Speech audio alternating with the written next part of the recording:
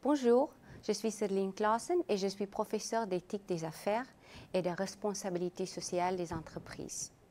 Cette vidéo est une courte introduction à la responsabilité sociale des entreprises ou la RSE.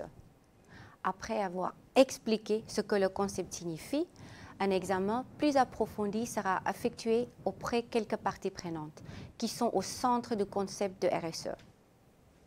La Commission européenne définit le concept comme l'intégration volontaire par les entreprises de préoccupations sociales et environnementales à leur activité commerciale et leurs relations avec leurs parties prenantes. En fait, la RSE vise un équilibre cohérent entre efficacité économique, équité sociale et préservation de l'environnement. C'est une démarche de performance globale qui requiert une implication managériale au plus haut niveau, un engagement au quotidien et une posture de progrès continu. Pour mieux comprendre le rôle de la RSE, il faut se rendre compte du rôle traditionnel des entreprises. Premièrement, il y a le rôle économique. Cela se réfère essentiellement au fait qu'il est attendu des entreprises de faire des profits avant tout pour ses actionnaires. Deuxièmement, la création de valeur par la production de biens et troisièmement, des services demandés par la société. Mais ces trois dimensions traditionnelles ont changé avec le temps car les pressions croissantes d'un ensemble d'acteurs économiques et sociaux, le besoin accru de transparence et la couverture médiatique des scandales financiers, sociaux et environnementaux expliquent l'importance et la croissance de la RSE aujourd'hui. Pour faire face à ce type de problème, les entreprises doivent donc prêter attention à toutes leurs parties prenantes qui sont définies comme les acteurs qui interagissent avec les entreprises. La RSE promeut une vision partenariale de l'entreprise en prenant en compte les attentes et les intérêts des différentes parties prenantes de l'entreprise.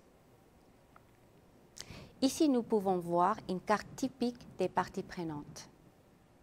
Les flèches vont dans les deux sens pour montrer que les parties prenantes peuvent influencer l'entreprise, mais que l'entreprise peut également influencer les parties prenantes. Et ici, on considère 4 types de parties prenantes et leurs enjeux. En premier lieu, nous avons les actionnaires. Un actionnaire est un propriétaire d'une partie du capital d'une société. Cela lui donne des droits. Par exemple, celui de voter dans les assemblées générales, que ce soit sur la rémunération des hauts dirigeants ou sur les thématiques particulières, par exemple la résolution sur la stratégie climatique de l'entreprise.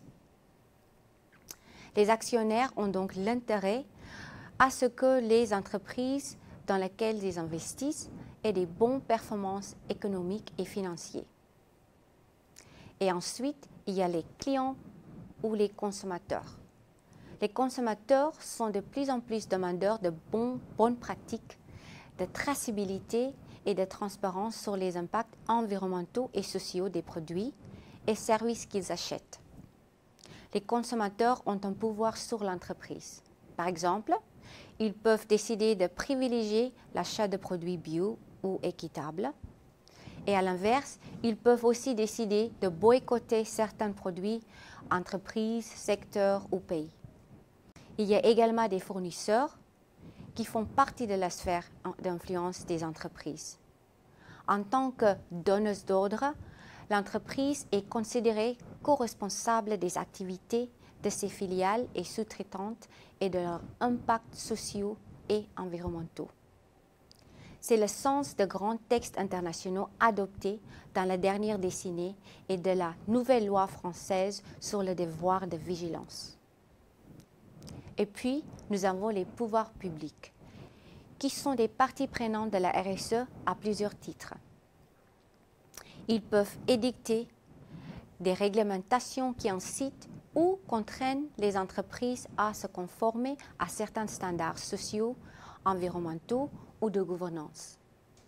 En France, Les pouvoirs publics peuvent aussi développer des labels destinés à valoriser les initiatives responsables, que ce soit dans l'investissement, les bâtiments, l'agriculture, la lutte contre les discriminations, l'égalité femmes-hommes ou les relations fournisseurs par exemple. Les pouvoirs publics sont également des acteurs économiques. Ils peuvent être actionnaires d'entreprises ou avoir des relations commerciales avec certaines d'entre elles par le biais de la commande publique. Et enfin, l'État peut dialoguer avec les entreprises et d'autres parties prenantes sur des thématiques couvertes par la RSE. Comme vous l'avez peut-être noté, toutes les parties prenantes et leurs enjeux n'ont pas été discutés ici. Cependant, prenez une minute pour considérer l'exemple suivant, illustrant les parties prenantes et leurs enjeux. Qui sont les parties prenantes qui sont affectées lorsqu'une compagnie minière pollue une rivière avec des produits chimiques dangereux dans un pays en développement? Pensez aux parties prenantes, à tous les niveaux et même aux parties prenantes non abordées ici. Pensez quelles sont les conséquences pour l'entreprise. Merci pour votre attention.